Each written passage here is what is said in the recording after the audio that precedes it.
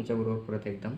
अतिशय महत्त्वाचा भाग जो इतिहासामध्ये आणि UPSC, MPSC आणि इतर एक्झाममध्ये महत्त्वाचा असणारा हा भाग, जे की पेशव्याचे प्रारंभिक कार्य. इतिहासामध्ये सगळ्यात महत्त्वाची मराठा पाडली ती पेशव्याच्या काळामध्ये. आणि खास सगळ्यात महत्त्वाचं म्हणजे बाळासाहेब थोरात, ज्याच्याविषयी आपण कालही माहिती बघितली. याच्यामध्ये आपण बघितलं की छत्रपती शाहू हे छत्रपती आणि इतर जे ताराबाई आहेत यांच्यामध्ये फूट पाडण्याचं काम बाळाजी विश्वनाथनं केलं. आणि आहे कारभार, त्यांचं जे राज्याभिषेक हा केला गेला. कोल्हापूरला राणी ताराबाईंचा दुसरा मुलगा जो शिवाजी द्वितीय त्याला बोलतो आपण, हा कोल्हापूरच्या गादीचा वारस ठरला किंवा तेथील राजा झाला. आणि साताऱ्याचा शाहू ज्याला बोलतो आपण, ते शाहू महाराजांचं जे आहे या ठिकाणी राज्याभिषेक जो निर्माण केला गेला इथपर्यंत आपण बघितलं. आणि याच्या व्यतिरिक्त आपण जर बघितलं तर बाळाजी विश्वनाथने सिद्धीला कशाप्रकारे आपल्या विळख्यामध्ये अडकवलं आणि त्याच्या जे कारवाया आहेत ते बंद करण्याचा प्रयत्न केला. जो सिद्धी आपण बघितला आफ्रिकेमधून आलेला होता, परंतु त्याने थोडं करून आपलं राज्य निर्माण केलं. आणि जंजिऱ्याचा सिद्धी अशा प्रकारची त्याची ओळख होती. तर याच्यानंतर आपण बघितलं की महत्त्वाचे काम करत असतानाच याने 1707मध्ये महत्त्वाचं म्हणजे 1707 मध्ये जे आहे त्याने पुण्याजवळील खेड येथे भीम नदीच्या काठाला आपण बोलतो त्या लढाई जे आहे ताराबाई आणि शाहूमध्ये चकमक झाली किंवा त्याच्यामध्ये एक युद्ध झालं. आणि या खेडच्या लढाईमध्ये ताराबाईला पराभूत करून तिला निस्तानाभूत करून तिकडे डायरेक्ट तिला कोल्हापूरला पाठवून देण्याचं काम हे राजश्री शाहूंनी केलं.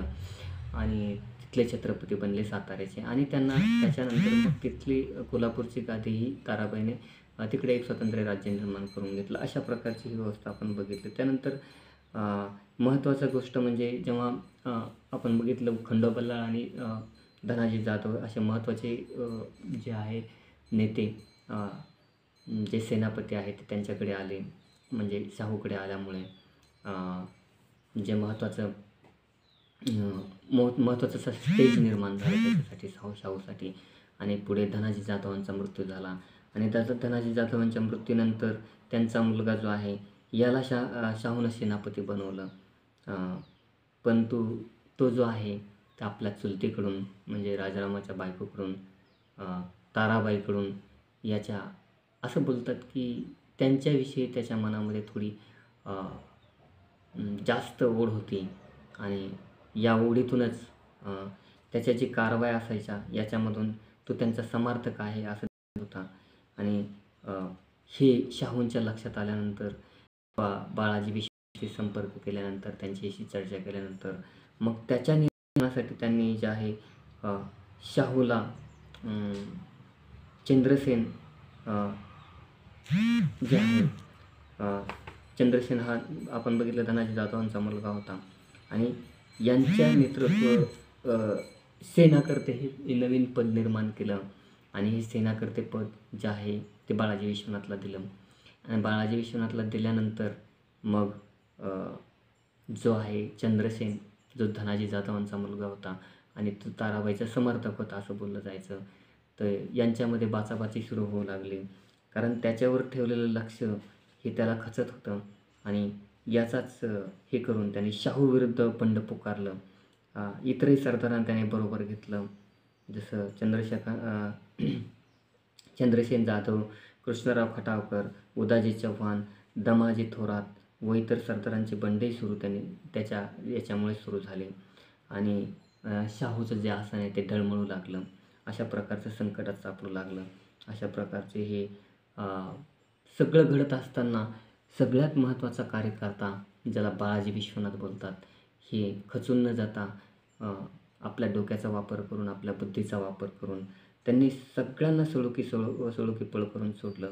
आणि त्याने छोट्या छोट्या गोष्टीवरून मोठ्या मोठ्या गोष्टीकडे लक्ष देऊन त्यांनी पूर्ण एक एक एक एक जे बंड करणारे कार्यकर्ते आहेत, जे बंड करणारे सैनिक आहेत, ते एक एक एक एक काढून टाकले आणि नवीन सैन्य निर्माण केलं, नवीन सैन्य उभारलं. प्रत्येक बंडखोराला त्याने पाडाव केला. अशा प्रकारे चंद्रशेखर जाधवाविरोधात कारस्थान पाडून शाहू महाराजांचं पद जे सुरक्षित ठेवण्याचं काम केलं. त्यानंतर चंद्रसेन जाधवाच्या चिथानामुळे जे कान्होजी आंग्रे होते, जे सैन्यामध्ये एकदम जंजिऱ्याच्या पासून आपण बोलतो ना, पश्चिम किनारी पासूनचं संरक्षण करायचे. सिद्धी, पोर्तुगीज, इंग्रज या परकीय सत्तापासून आपली सत्ता एकदम चांगल्यापैकी ठेवण्याचं काम जे कान्होजी आंग्रे करत होते.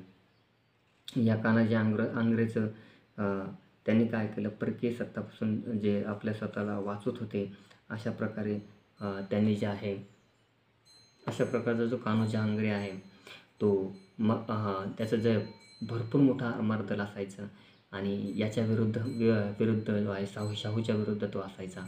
म्हणून त्याचाही बंदोबस्त करण्याची जबाबदारी जी आहे पेशवेपदावर पडली. त्यावेळेचे पहिले पेशवेपद जे आहे होते ते बहिरोपंत पिंगळे या पेशव्याकडे त्यांची कामगिरी होती आणि जे आहे त्याचा देखील कान्होजी आंग्रेने पराभव केला. म्हणून जे पेशवेपद जे आहे कान्होजी आंग्रेमुळे आणि पराभूत झालेली ही सत्ता होती. शाहूचं पद हे संकटामध्ये होतं. अशा वेळी जो मराठ्यांचा किंवा इतरांचा शत्रू असलेला निजाम मुल्क हा सुभेदार होता. कुठला सुभेदार होता? हा दक्षिणेचा सुभेदार होता आणि हा देखील दक्षिणेकडे यायला सुरुवात झाली. मराठे आणखीनच संकटात सापडले गेले. अशा प्रकारे 1711 ते 1713 हा जो काळ होता तो शाहू महाराजांसाठी अतिशय गंभीर स्वरूपाचा होता. त्यानंतर मग शाहूने काय केले, आपलं जे याचं जे पेशवेपद होतं पिंगळेचं, बहिरोपंत पिंगळे यांचं पेशवेपद हे बाळाजी विश्वनाथांना देऊन टाकलं आणि त्यांच्यावरती पेशवेपदाची जबाबदारी पार केली. हीच ही घटना घडली 1713 ते 1713 या काळामध्ये गेली, 1711 ते 13मध्ये. आणि काळाची त्याकडे कान्होजी अंग्रेजी कामगिरी त्यांच्याकडे सोपवली गेली. त्यांनी जे आहे या आंग्रेचा जो आहे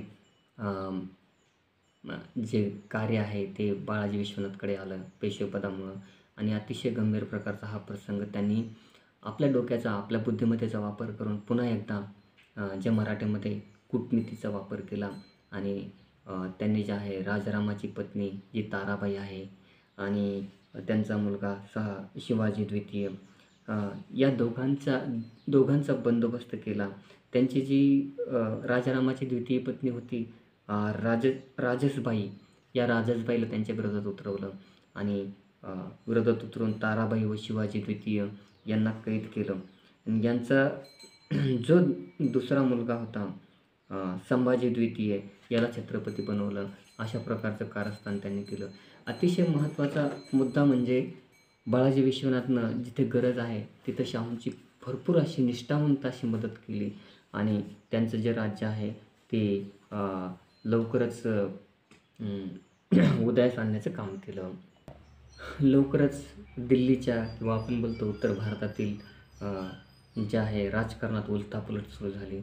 जे सय्यद बंधू होते आणि फारुखसियर सय्यद बंधू यांच्यामध्ये संबंध बिघडले गेले आणि याच्यामध्ये सय्यद हुसेन अलीची नियुक्ती केली गेली 1715मध्ये.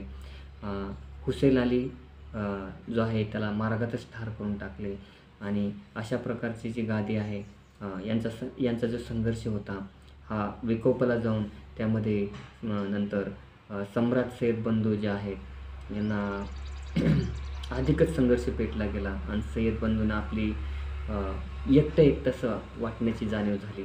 त्यांनी म्हणून त्याच्यासाठी त्यांनी त्यांचा जो छोटा भाऊ होता हुसेन अली याला आपल्याकडे उत्तरेला बोलवलं आणि हुसेन अलीलासुद्धा बोलवलं खरं, परंतु हुसेन अलीलासुद्धा आपल्या स्वतःला जे दिल्लीला पोहोचू की नाही, उत्तरेला पोहोचू की नाही याची गॅरंटी नव्हती. म्हणून त्यांनी मराठ्यांबरोबर एक करार केला मराठी सरदारांबरोबर जे आहे यांच्या मैत्रीपूर्ण संबंध निर्माण करण्याचे प्रयत्न केले आणि ठरवले. कारण या दोघांमधील एक चर्चा निर्माण झाली आणि या चर्चेमधून 1718मध्ये काही करार निर्माण केला. त्यांनी मैत्रीपूर्ण संबंध निर्माण केले. याच्या मैत्रीपूर्ण संबंधामध्ये शाहूंना मराठ्यांचं संपूर्ण राज्य मिळालं. खानदेश, फराड, गोंडवाना, हैदराबाद, कर्नाटक या भागातील प्रदेश मराठ्यांना राहतील असं सांगितलं गेलं. त्यानंतर बऱ्हाणपूर, वराड, विजापूर, बिदर, हैदराबाद, कर्नाटक या दक्षिणचा भाग मुघल सुब्यातील चौथाई व सरदेशमुखाचा अधिकार हा मराठ्यांना मिळाला. त्याच्यानंतर 15,000 सैन्य हे मराठा सम्राटाला रक्षण करतील असं सांगितलं गेलं. कोल्हापूरच्या संभाजी द्वितीय याला त्रास देऊ नये असंही ठरलं गेलं. दिल्लीला असलेल्या येशूबाई इत्यादीची सुटका करण्यात येईल असंही सांगितलं. अशा प्रकारचा हा पूर्ण करार झाला. 15 फेब्रुवारी 1719 रोजी मराठा सैन्यात दिल्लीला पोहोचलं. त्यावेळी राज्यातील वातावरण तापलं गेलं आणि सय्यद बंधूंनी समजून घेतलं. सम्राट परस्पर यांच्यातील वार्तालाप होऊन शेवटी छोट्याशा क्रांती झाला आणि आपल्या विरोधात सय्यद बंधूंनी सम्राट फर्रुखशाहला पकडलं व तुरुंगात टाकलं. त्यानंतर एकमेकांना त्यांनी गादीवर बसवण्यात शेवटी मोहम्मद शहाला सम्राट बनवण्यात आलं. त्यानंतर ह्यावेळी 1719मध्ये मराठ्यांच्या मदतीने सरदेशमुखी जे तेथील कर जमा करण्याचा जो अधिकार आहे तो 1719मध्ये मराठ्यांना प्राप्त झाला. येशूबाई यांची सुटका झाली आणि अशा प्रकारचे हे थोर कार्य हे बाळाजी विश्वनाथनं केलं. अशा प्रकारचं हे महत्त्वाचं कार्य हे झाल्यानंतर बाळाजी विश्वनाथ खरंच किती भारी होते, किती त्यांचं कार्य मोलाचं होतं हे समजलं जातं. माझ्या व्हिडिओला लाईक करा, कमेंट्स करा आणि मोटिवेशनल व्हिडिओ मला मोटिवेशनसाठी हा खूप महत्त्वाचा भाग ठरेल. व्हिडिओला लाईक करून सबस्क्राईब करा माझ्या चॅनलला. धन्यवाद.